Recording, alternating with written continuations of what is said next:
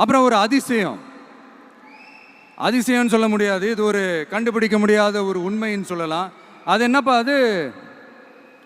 தற்குறியா? நம்ம டிவிகேக்கு சப்போர்ட் பண்ற லட்சக்கணக்கான மக்கள், நம்மளுடைய நண்பிகள், நம்மளுடைய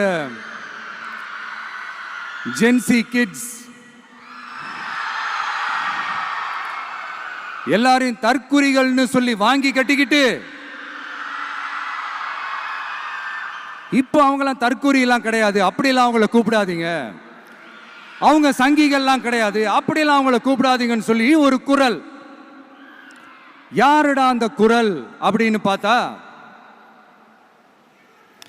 இப்போ ரீசண்டா அறிவு திருவிழான்னு ஒன்று நடத்தினாங்கல்ல, சாரி அவதூறு திருவிழா. அதில் அவங்க தலைமையே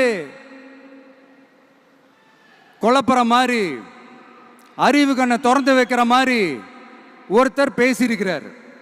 அவர் யாருன்னா அது அவங்களோட எம்எல்ஏவே.